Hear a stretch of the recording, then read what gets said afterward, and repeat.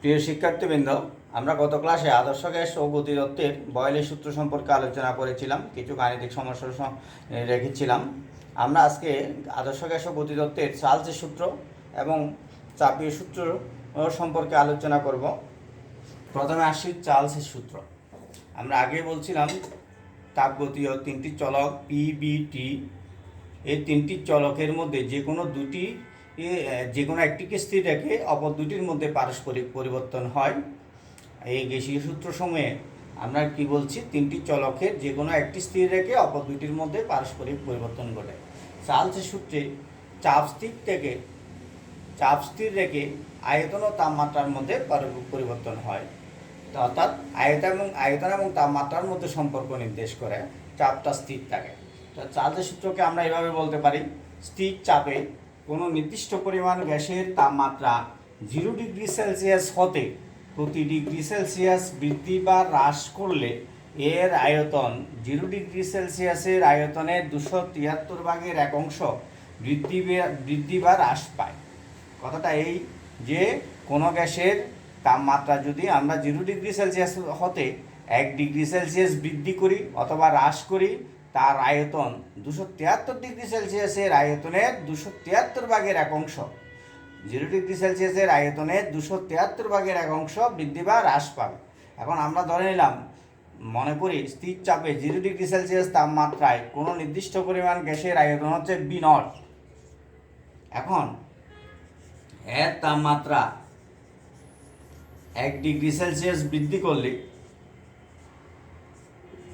করলে আমরা বৃদ্ধি করছি, হ্রাসও করতে পারি। বৃদ্ধি করলে আয়তন হবে B1 সমান হবে কত বলছি কি, 0 ডিগ্রি সেলসিয়াসের আয়তনের 273 ভাগের 1 অংশ বৃদ্ধি পাবে।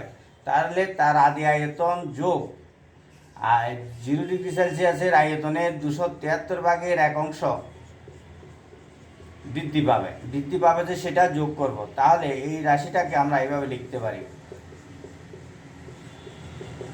এটা হচ্ছে 1 ডিগ্রি সেলসিয়াস তাপমাত্রায় আমরা গ্যাসের আয়তন। এখন তাপমাত্রা টিটা ডিগ্রি সেলসিয়াস বৃদ্ধি করলে আয়তন কত হবে, বি টিটা সমান কত হবে, ওই এইখানে 1 ডিগ্রির জন্য এত দিচ্ছে, এখন এটার জন্য কত হবে, 1 গুণ টিটা বাই 273, অর্থাৎ B theta equal to 1 plus টিটা বাই 273। এখন আমরা এই যে বি টিটা সমান B0 প্লাস 1 বাই টিটা, এটাকে এইভাবেও লেখা যেতে পারে, বি টিটা সমান B0 ইন্টু 1 প্লাস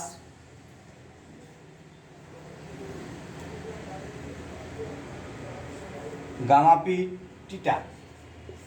এই গামা পিকে বলা হয় স্থির চাপে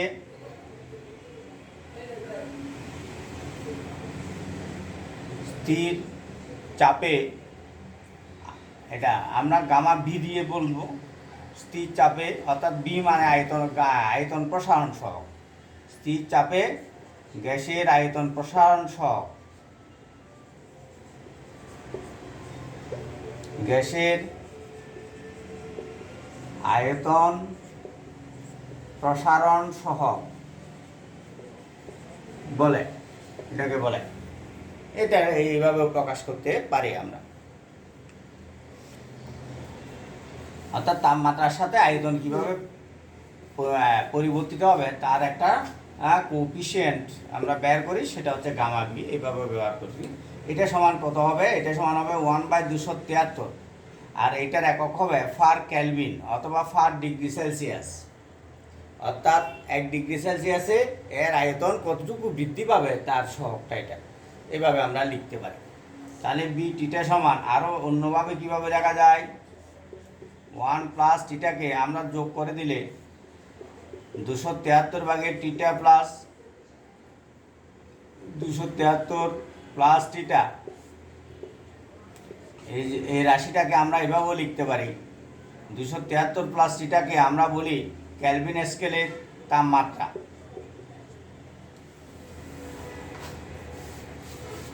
তাহলে বি টিটা ইকুয়াল টু আমরা কি লিখতে পারি, B naught by 273 into T Kelvin scale. তাই বি টিটা ইকুয়াল টু, এটা একটা ধ্রুবক বলা যায়। কেন ধ্রুবক?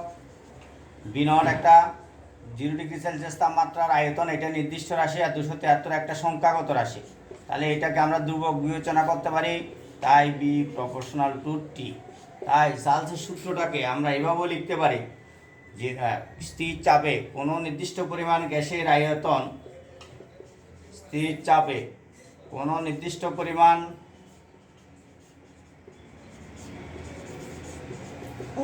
গ্যাসের আয়তন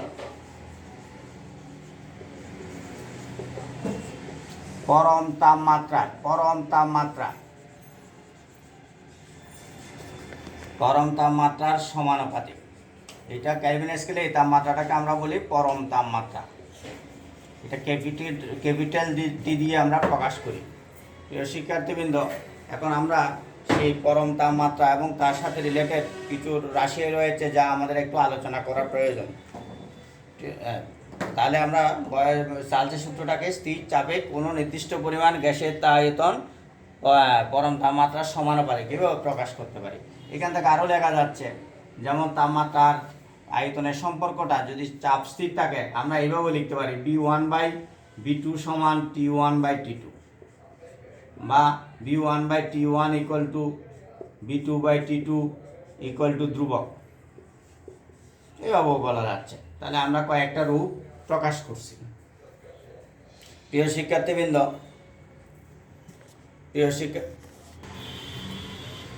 চার্লসের সূত্রে আমরা যেটা পেয়েছি বি প্রপোর্শনাল টু টি, তাহলে চার্লসের সূত্রে গ্রাফগুলো কীরকম হবে, বি ভার্সেস টি গ্রাফগুলো।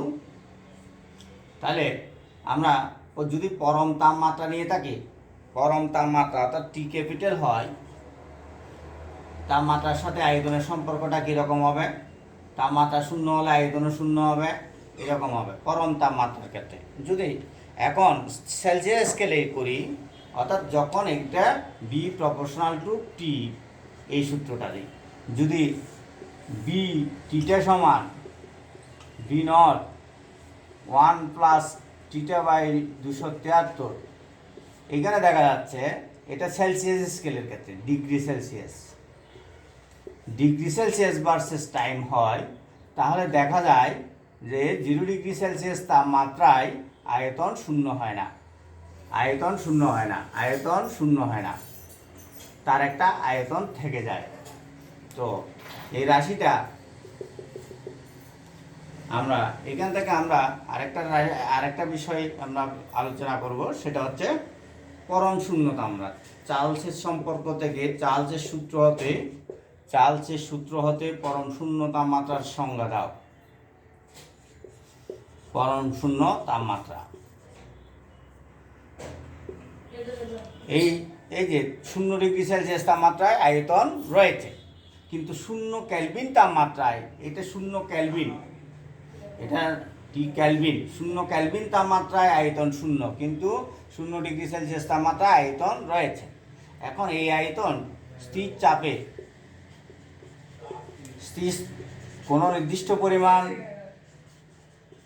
পরিমাণ গ্যাসের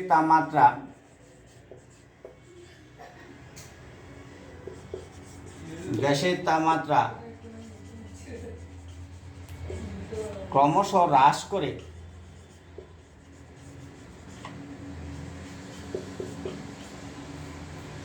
হ্রাস করলে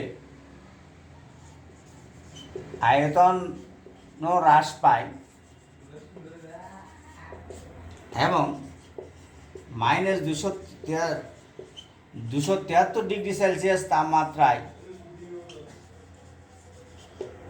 গ্যাসের আয়তন শূন্য হয়। এটা আসলে শূন্য, আয়তন তো শূন্য হতে পারে না, এটা তাত্ত্বিকভাবে শূন্য হয়ে যায়, কারণ এখানে টিটার মান যদি -273 বসানো হয় তাহলে এটার মান শূন্য হয়ে যায়। এরপর তাপমাত্রা আরও কমালে আয়তন ঋণাত্মক হয়, যা অর্থহীন, অবাস্তব, কারণ আয়তন তো ঋণাত্মক হতে পারে না, অবাস্তব।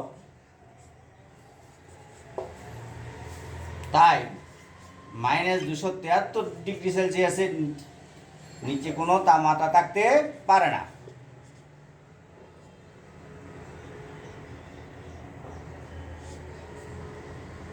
নিচে তাপমাত্রা থাকতে পারে না।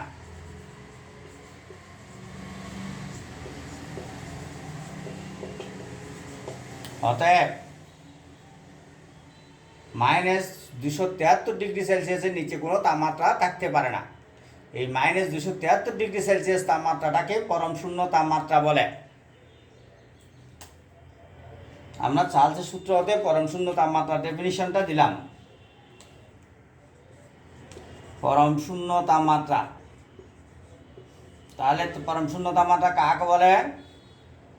সর্বনিম্ন অর্থাৎ তাপমাত্রা যে পর্যন্ত আমরা তাপমাত্রার অস্তিত্ব পাচ্ছি। -273 ডিগ্রি সেলসিয়াসের নিচে কোনো তাপমাত্রা থাকতে পারে না। -273 ডিগ্রি সেলসিয়াস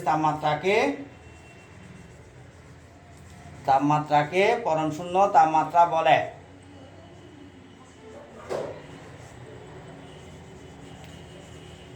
তাপমাত্রা বলে। আমরা একটু আসি তাহলে পরম শূন্য তাপমাত্রাটা কত? আমরা বলছি এই গ্যাসের তাপমাত্রা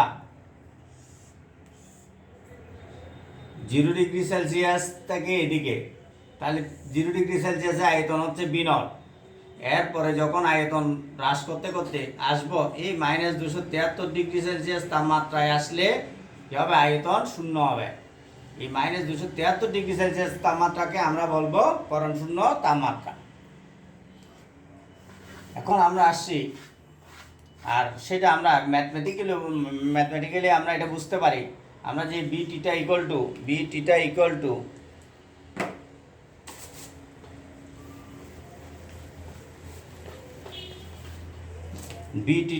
টু B0 1 প্লাস টিটা বাই 273 লিখি।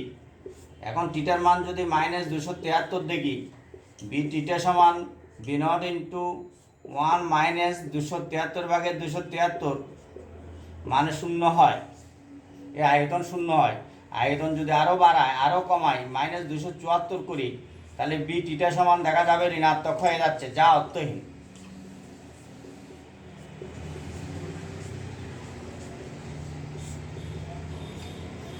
ঋণাত্মক হয়ে যাচ্ছে, অর্থাৎ -273 ডিগ্রি সেলসিয়াসের নিচে কোনো তাপমাত্রা থাকতে পারে না। তাহলে আমরা -273 ডিগ্রি সেলসিয়াস তাপমাত্রা এই দেখালাম, সেটাতে আমাদের কী হচ্ছে? পরম শূন্য তাপমাত্রা। তাহলে পরম শূন্য তাপমাত্রা স্কেলটা আমরা একটু বুঝবো কীভাবে পরম শূন্য তাপমাত্রা স্কেলটা বের করা হয়। এখানে পরম শূন্য তাপমাত্রা 0 কেলভিন বা 0 কেলভিন, আর এখানে হচ্ছে সেলসিয়াসে হচ্ছে সেটা -273। এখন এটা যদি একবারে 273-এর সাথে যদি আমরা 1 যোগ করি, 0-র সাথে এখানেও 1 হবে, 1 যোগ করব, অর্থাৎ 1 বাড়লে 1 বাড়ে।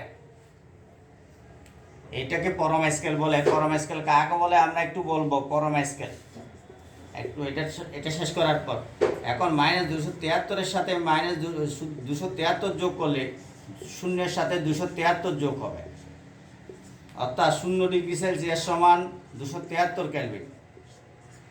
আবার এটা থেকে যদি আমরা এটার সাথে যত যোগ করি, মনে করলাম এটা 0-এর সাথে 1 যোগ করলে, অর্থাৎ 1 ডিগ্রি সেলসিয়াস সমান 274 কেলভিন। তেমনি 0-এর সাথে টিটা যোগ করলে, বা টিটা ডিগ্রি সেলসিয়াস সমান 273 যোগ টিটা, অর্থাৎ আমরা যেটা বলছি যে টিটা ডিগ্রি সেলসিয়াস সমান 273 যোগ টিটা কেলভিন, আমরা ওই এটা সমান টি কেলভিন লিখছি। টি কেলভিন কেলভিনে। এটা হচ্ছে আমাদের পরম স্কেলে মানের সম্পর্কগুলো।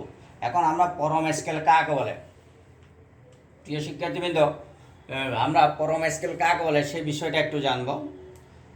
দেখো, -273°C শূন্য ধরে তাপমাত্রা যে স্কেল গণনা করা হয়, -273°C শূন্য ধরে তাপমাত্রা যে স্কেল গণনা করা হয়, যার প্রতি এক ভাগ সেলসিয়াস স্কেলের এক ভাগের সমান, এর এক ভাগের সমান, তাকে পরম স্কেল বলে। আমরা আবার বলছি, তাপমাত্রা -273°C তাপমাত্রাকে শূন্য ধরে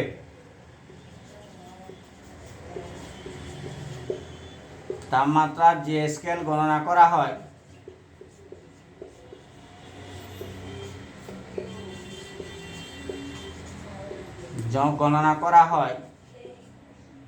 যার প্রতি এক ভাগ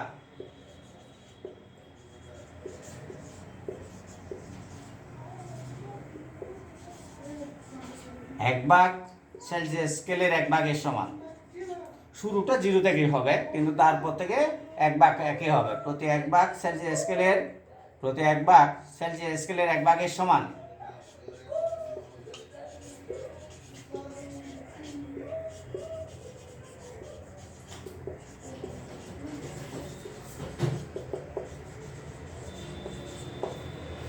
তাকে পরম স্কেল বলে।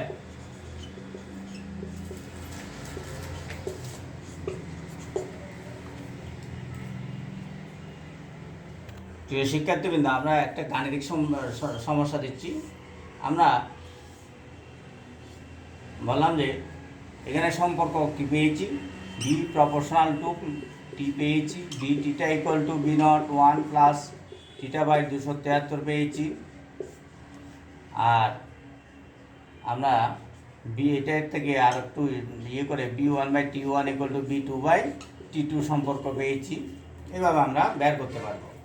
আমি একটা সম্পর্ক দিচ্ছি যে এটা সেলসিয়াস স্কেল আর এটা হচ্ছে আয়তন।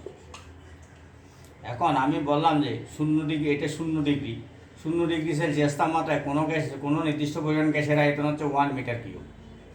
তাহলে 30°C তাপমাত্রায় তার আয়তন কত?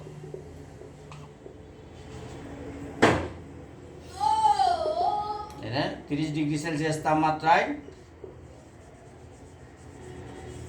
আয়তন কত?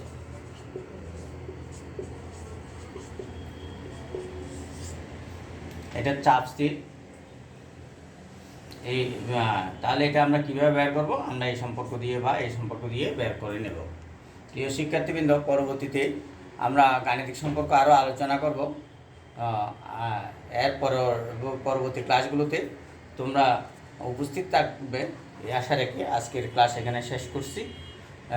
আর তোমাদের কোনো কিছু সমস্যা মনে হলে সেটি কমেন্টস বক্সে দেওয়ার জন্য অনুরোধ রাখছি। সবাইকে ধন্যবাদ।